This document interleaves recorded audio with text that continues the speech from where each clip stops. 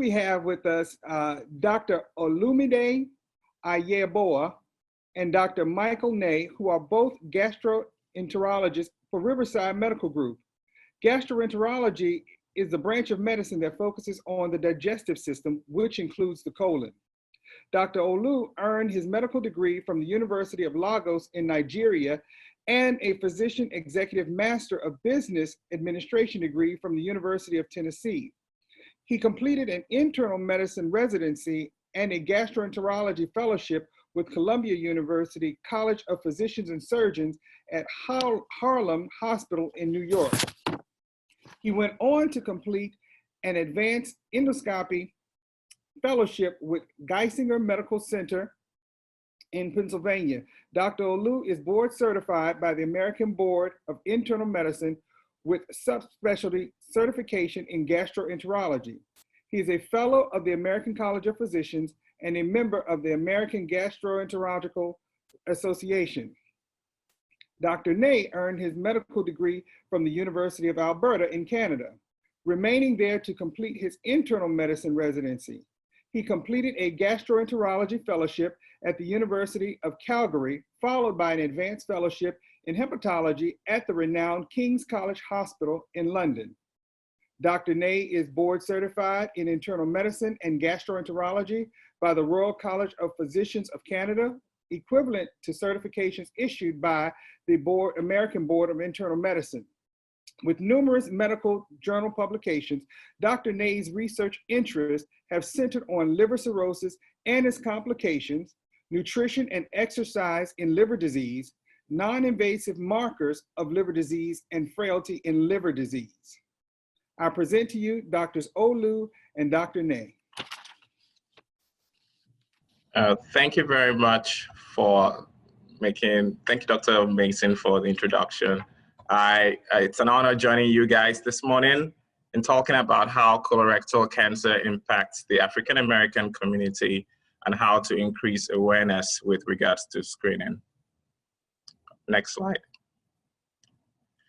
Colorectal cancer, or simply called colon cancer, is the third most common cancer diagnosed in both men and women in the United States. That is after lung and prostate cancer in men and breast and lung cancer in women. It also is the third most common cancer-related cause of cancer-related deaths in both men and women in individual groups. But as a combined group, after lung cancer, colorectal cancer is the second most common cause of cancer-related death. And this is why it's important, because 1 in 20 people will be diagnosed of having colorectal cancer in some data. Next slide.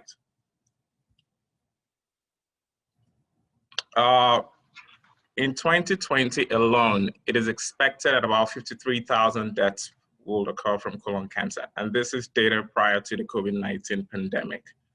And there will be about 150,000 new cases of colorectal cancer this year. The good news is the death rate is reducing over the decades, all ages considered. That said, there's been a disturbing trend whereby there is an increase in the death rate amongst people less than age 55 by 1% annually in the last decade. No one really knows why. There have been some studies looking into the cause of this. So some posited that it could be related with the changes in lifestyle, from diet to physical activity, sedentary lifestyle, some genetic changes or what we call mutations, or could be also associated with the obesity endemic across the country. Worldwide, there are about 1.5 million survivors of colorectal cancer. And the good thing is the colorectal cancer, when it's caught early, could be treated. And the survival rate, the 5-year survival rate or the prognosis is very good at that stage. Once the disease spreads to affect the adjoining lymph nodes and the colon, then that number drops from 90% to 71%. And even abysmally to 15% once it starts to affect other organs in the body, such as the liver, or it spreads to the cavity in the abdomen, what we call the peritoneal cavity. And this is why we are hampering on trying to screen for the disease as soon as one could get a hold of it by requesting screening methods to be done universally. Next slide. The cost burden for the disease, about $5.5 to $6.5 billion were spent just in the year 2000, and probably be increased by now. And this is both in the inpatient and outpatient settings. That said, it is cost effective to screen for the disease, as opposed to no screening at all. In fact, a 10-yearly colonoscopy, which in an average individual would have about 3 to 4 of in their lifetime, it has been shown to be less costly and more effective than other screening methods combined. Suffice to say, 6% of people of colorectal cancers can be prevented by screening. Sadly, 1 in 3 people are not up to date with their screening colonoscopy. Next slide. So how does colon cancer relate to race and gender? It's been shown that the incident rate for all races and ethnicities, and in both sexes, more males are affected than females. And with the next slide, you have about 42 per 100,000 in males, as opposed to 32 per 100,000 in females. Next slide. Again, this is the data from the Centers for Disease Control and Prevention, again showing that more males are affected with the disease as opposed to females. If we were to differentiate along the lines of race and ethnicity, again, Blacks are affected the most compared with their Caucasian counterparts and Hispanic or African or Asian American. And this is one of the reasons why we are organizing this event to exactly talk about increasing the awareness for colon cancer screening. Furthermore, if we're to look at it again in terms of the sex, sexual differentiation, again, Black males are the most affected group. Why is this so? Could it be related with some genetic changes or predisposition that we have, or could it be some environmental factors, which I'll get into in a short bit, or could it be what I term nuances in the system?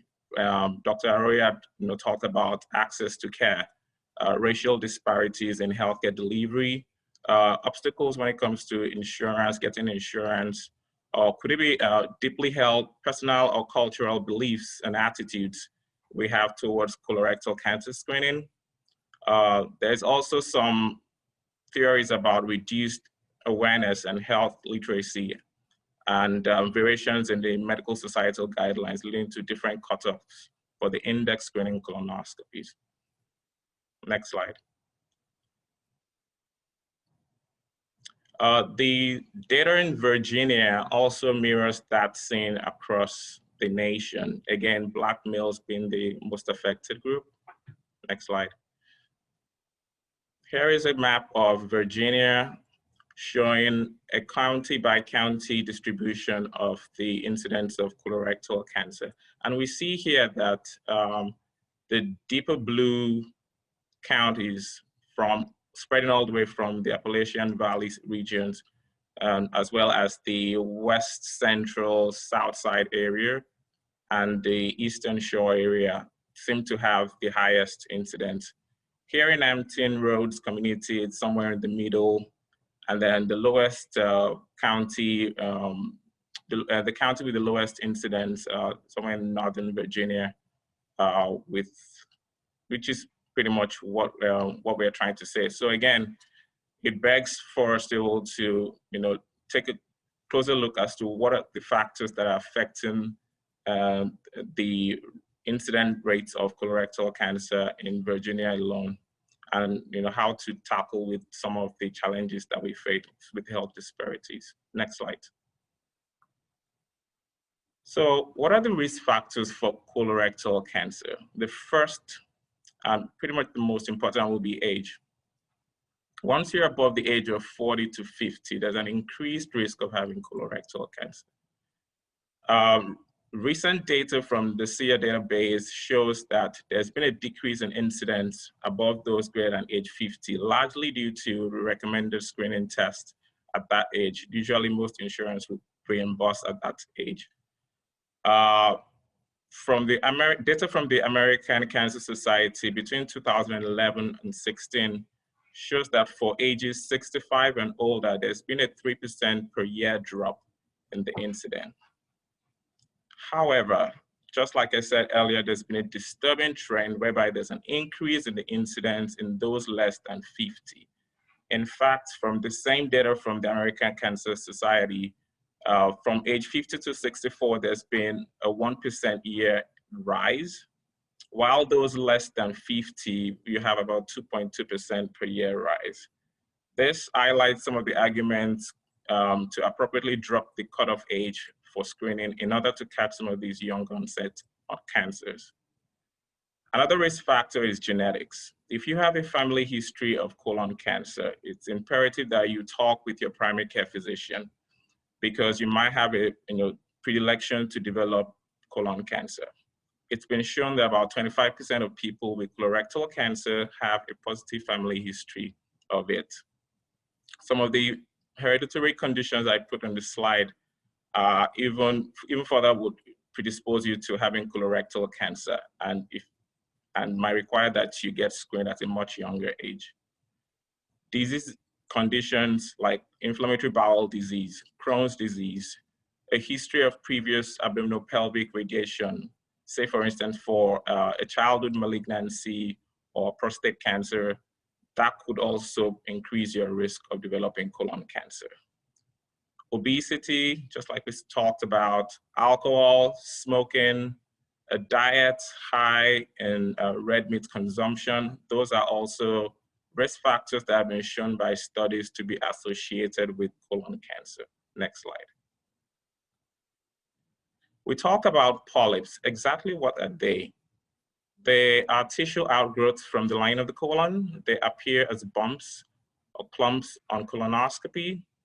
And they can either be benign, meaning that they do not pose any risk to developing cancer, or they could be precancerous, meaning they have the potential to eventually develop into cancer if you do not remove it on time. Or they could actually harbor some cancer cells from the get-go. Again, some of the risk factors we talked about are associated with development of colon cancer polyps.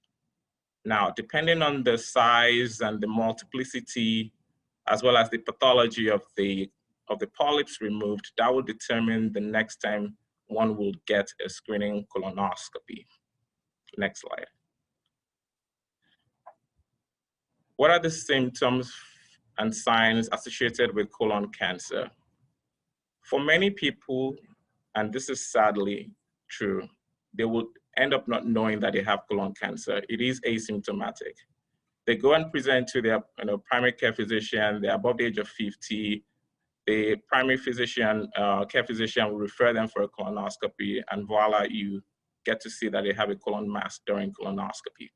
Sometimes they present with other medical conditions like a kidney infection, a stone, or a liver problem. They get a CAT scan of their belly, and incidentally, they find out that they have a mass in the colon. That's usually how people present with colon cancer. And this is why we are increasing the awareness to ensure that you get screened for the disease. The fact that you feel normal doesn't necessarily mean that you cannot develop the disease silently. If you were to present with anything, blood in stool is one of the symptoms associated with colon cancer. Like I will tell anyone, it is never normal to have blood in your stool. If you notice that you have blood in your stool, talk with your primary care physician, let them work it up. Do not just chalk it up to hemorrhoids and call it a day. No, it might not be hemorrhoids. In most parts, maybe it's hemorrhoids, but you probably want to, make sure that it's nothing as sinister as having colon cancer. In some cases, it could also mean that you might have some other GI inflammatory and diseases that can be treated and managed appropriately. So it's important that at least you report that symptom to your primary care provider. Other symptoms associated with colon cancer would include weight loss, significant unintentional weight loss, as well as a change in bowel habit. Your stool used to be, soft and formed, and now all of a sudden it's becoming harder than usual, and the colors change. That could be worrisome. A typical sign is low blood level, what we term anemia, whereby you could, present with easy fatigability or tiredness. If you have that, you might have to speak with your primary physician to, again, work you up and investigate why this is so, because it's been associated with most cancers, especially colon cancer. Very rarely do people present with abdominal pain.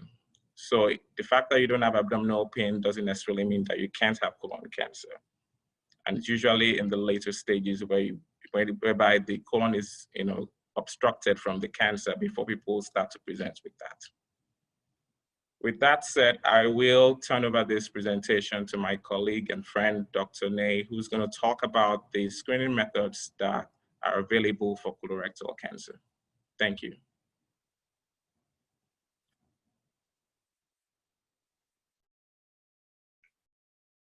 Next slide, thanks. So thank you very much, Dr. Ajayeoba.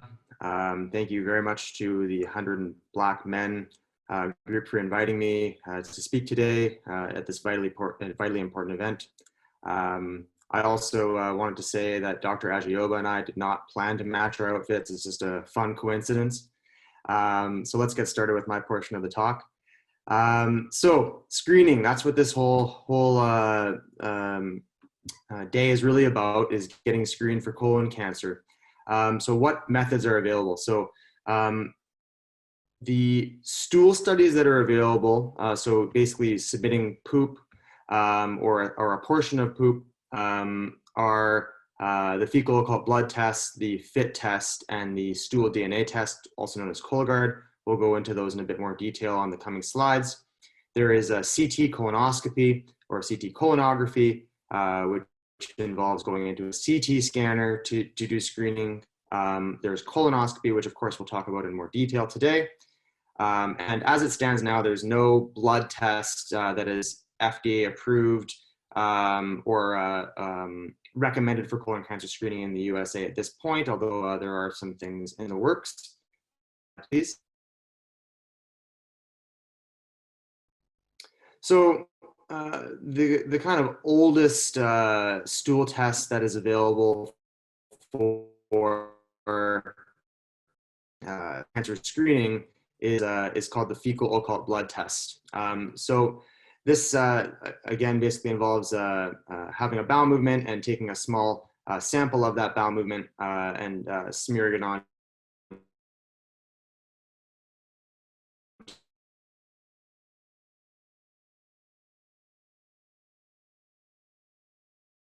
to a sheet that you then submit to the lab. The test that it's not invasive, other than no one really wants to have to dig in their own poop. You don't have to do a bowel preparation for this test, and there is no sedation required for this, obviously. The cons, of course, as with any screening test that is not a colonoscopy, if it comes back positive, you then need to have a colonoscopy. The test is a bit less effective than some of the other screening mechanisms that we have available to us.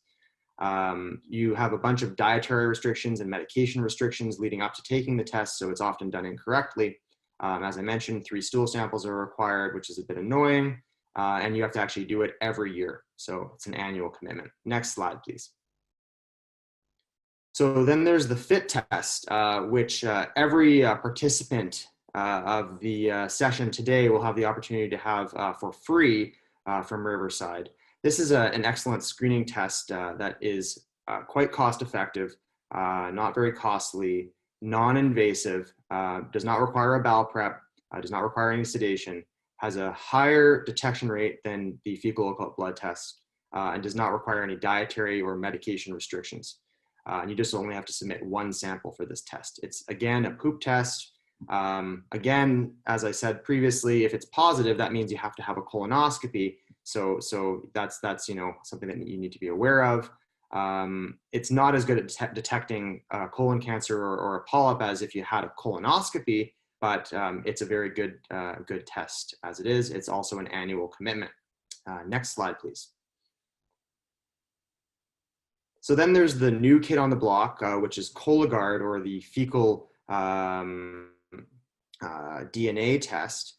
So this is this test, while it's been studied extensively, is not as well studied as some of the ones that have been on the market for longer. It's again a non-invasive test and does not require sedation. You don't have to have any restrictions for this one as well. And another pro is that it's only done every 3 years as it stands now, instead of every year. It's possible that there's a higher detection rate than the FIT test, although this has to be bottomed out a little bit better in the literature. So kind of wait to see in terms of that. It's in terms of cons quite a bit more costly than the other stool tests. And again, if it's positive, you have to have a colonoscopy, and you actually have to collect an entire stool, so an entire bowel movement to send for this test. The next slide, please. So next we have CT colonoscopy. So this is a very interesting tool that we don't use that commonly due to some certain cons of the procedure. Basically, it's kind of in the middle in terms of cost. It has a very good detection rate for polyps or the precancerous type lesions in the colon, as well as colon cancers, above the very small ones that it may miss. You don't require sedation for the procedure, and you have to do this every 5 years. The cons of this are that, again, if it's positive, you end up having to have a colonoscopy. And the worst part is that you actually have to do the bowel prep for this procedure. So you do the bowel prep, it comes back positive, then you have to do the bowel prep again and do your colonoscopy. So that deters a lot of people from using this as a screening method, except for those people that are very high risk to undergo a colonoscopy, or really are keen to try to avoid having a colonoscopy. But again, if it's positive, you really need to have a colonoscopy. And the detection rate is not quite as high as a colonoscopy. Next slide, please. So then we come to the creme de la creme of screening mechanisms for colon cancer. This is the gold standard, has the highest detection rate, which is the colonoscopy. And a colonoscopy basically involves taking a long camera that we put up through the rectum and go throughout the entire colon and often up into the first part or the end of the small bowel to take a very careful look at the entire lining of the colon for polyps, the precancerous lesions, or cancer. So the biggest pro, I think, of a colonoscopy is that it's not only a colon cancer screening test, it's a colon cancer prevention test. So you actually can remove polyps with a colonoscopy that in 10, 15 years could actually turn into a cancer. So you get rid of the problem before it even comes. As I mentioned, if you have any other screening test and it comes back positive, you end up having to have the colonoscopy. So by just going ahead with the colonoscopy to begin with, you avoid kind of the multiple steps in the process. And another nice thing is that if it's negative, this is something you have to repeat every 10 years for the average risk individual. So it's a little bit less frequent than some of the other tests. Some of the cons, it is a costly procedure, but again, it's actually covered by the majority of insurances. So most patients don't have to pay anything or very minimally. You have to do a bowel prep for the procedure, which is vitally important so we can see the lining of the colon in clear detail. You typically have to have sedation for the procedure, although if patients prefer not to have sedation, that's certainly something that we can do, and many people do very well without sedation for this test, as crazy as that sounds. You do require time off work for the procedure. There are certain dietary restrictions that you need to uphold prior to the test so that we can see very clearly when we do the procedure. And there's always a small chance of a risk with any sort of surgical or invasive procedure, although the risks for colonoscopy are very low. Next slide, please. So then the next question is, when should I get screened?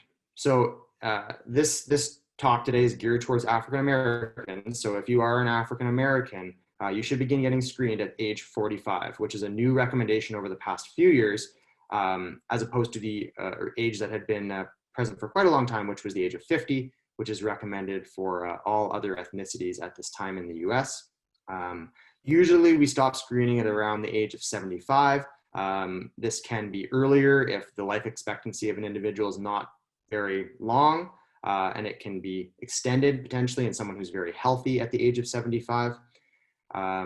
Of course, as Dr. Ajayeoba already alluded to, if there's a family history of colon cancer, usually you need to begin screening at age 40 or sometimes 10 years prior to the youngest family member that actually developed colon cancer. And then basically, you need to seek input from your gastroenterologist if you've had a change in your bowel habit, blood in your stool, or are suffering from an unexplained iron deficiency anemia, as Dr. Ajayeoba already alluded to. So next slide, please.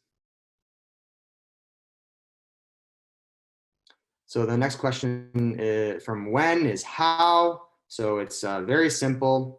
Basically, the most common way that somebody would go about initiating this process is by going to see their primary care provider and asking for basically screening. Generally speaking, a good primary care provider will see their patients frequently, and when it comes time for screening, they will advise the patient that that's required. But sometimes this can be forgotten about, or maybe isn't the focus for whatever reason of the clinic visit. So it's often good for a patient to be proactive. If you're 45 years old and know that you need screening, just let your physician know and say, hey, refer me to a gastroenterologist. I want to have my colonoscopy. As well, certainly at Riverside, I don't know about some of the other gastroenterologists in the area, we do accept direct referrals. So meaning that if a patient decides, I want to see my gastroenterologist, just come and make an appointment with us. We're happy to see you. Basically, those are the two main mechanisms to get this dealt with. So next slide, please. So this is just a summary here of what Dr. Ajayeoba and myself have talked about today for you. Basically, colon cancer is the second leading cause of cancer deaths in the US and worldwide. It's a public health concern of vital importance. African Americans, as mentioned, are at the highest risk in terms of ethnic groups. You need to get screening initiated at age 45 or earlier for some African Americans. And basically come visit us at Riverside Gastroenterology, or start off by seeing your primary care provider to initiate screening. And finally, please just get yourself screened. It saves lives.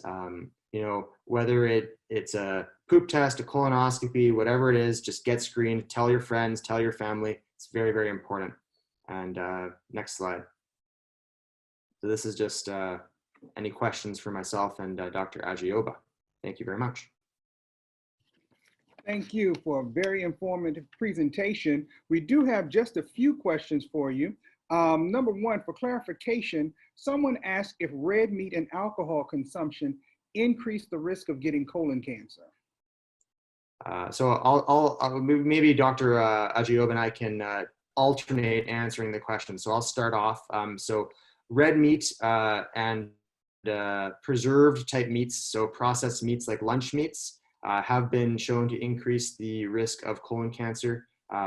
Processed meats, as mentioned, like bacon and lunch meats, have been actually classified as carcinogens, so that those do increase the risk of colon cancer to some degree. Alcohol has also been shown to increase the risk, usually in larger amounts. It's kind of a bit debatable in terms of very small amounts of alcohol, whether that increases the risk. Okay, great.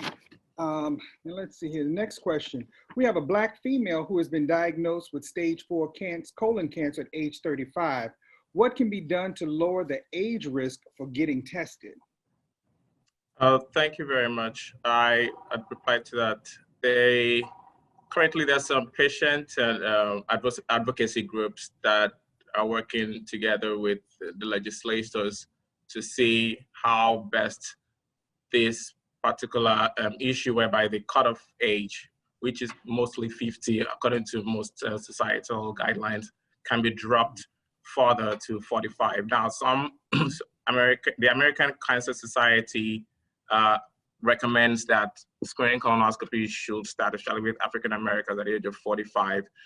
And there are some societies based on evidence that are beginning to come up, thinking of even further dropping the age to age 40. But this has to be evidence-based. This has to be appropriately applied. But yes, there has been a move towards trying to get that age cut off and dropped. Okay. Now, if you have multiple risk factors, how often would you suggest getting tested? And is there a limit to the number of times that you can be tested?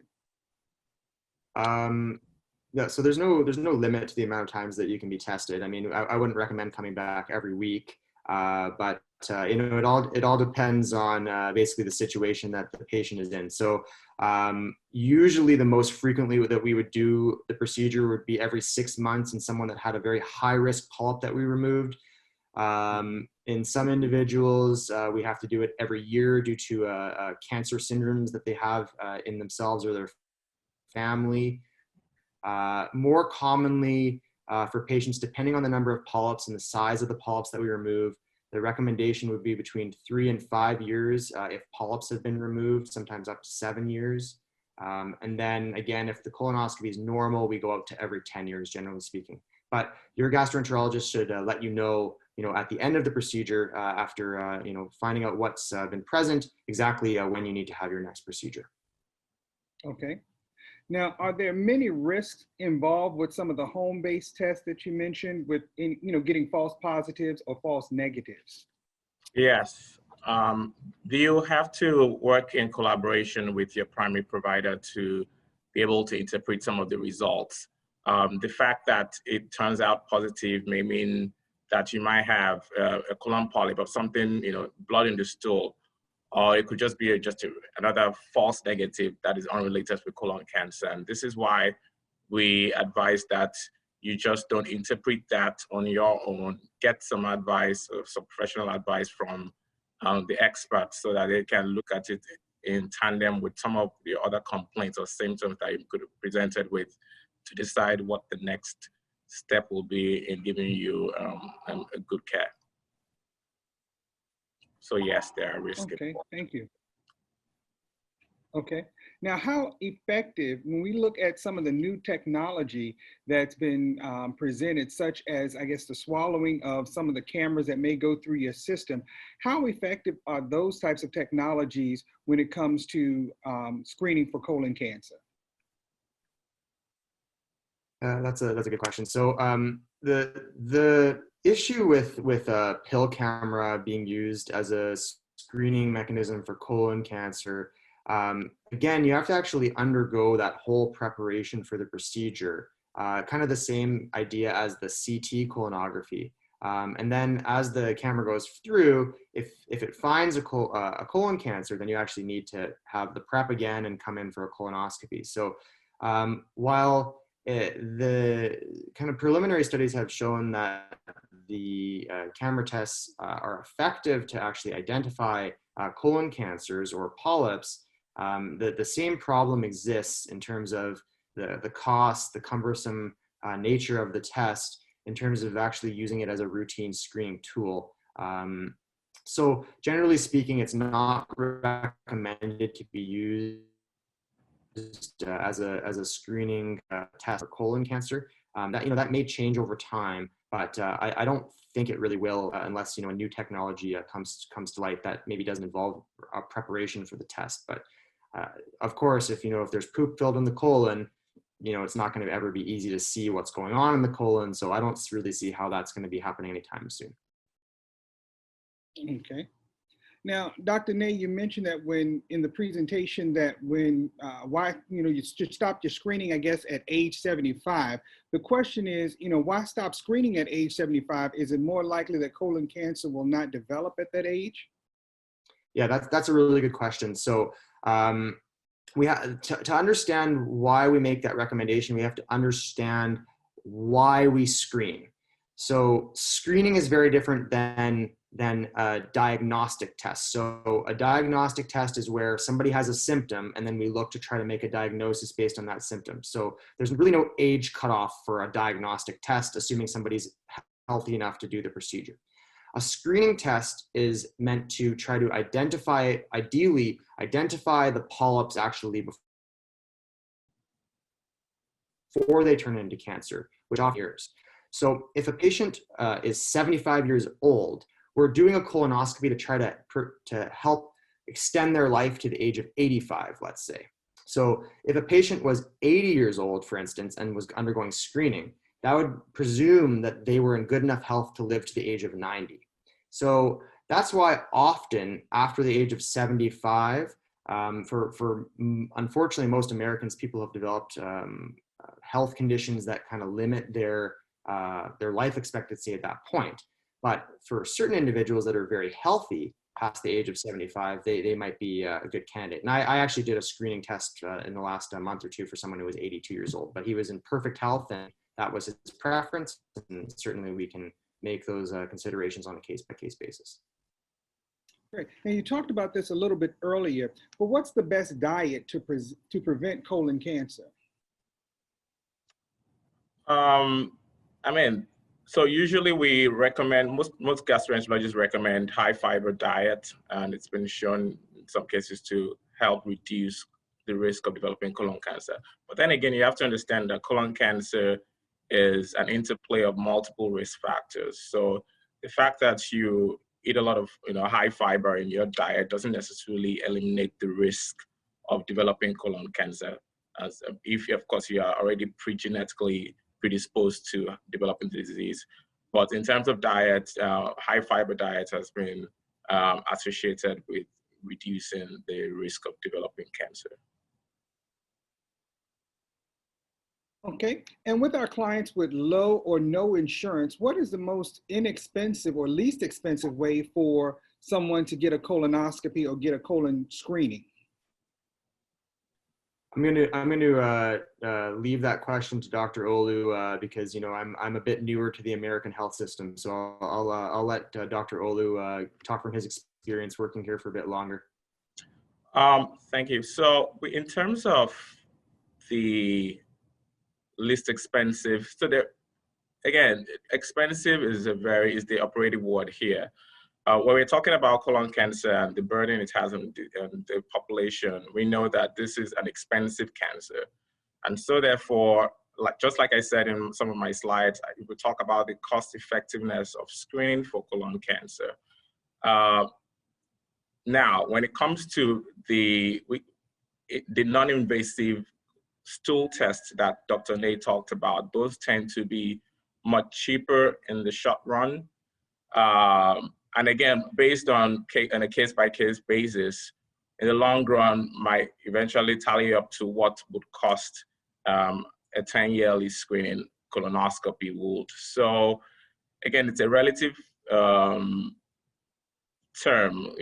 calling it least expensive. But what I would suggest is the bottom line here is we want you to go out and get screened if you are of the appropriate age. And, it's important that you speak with your primary doctor and talk about the options that you have, from the non-invasive stool test to the invasive colonoscopy, and talk about the risks and benefits that are associated with each of these tests before you make that informed decision.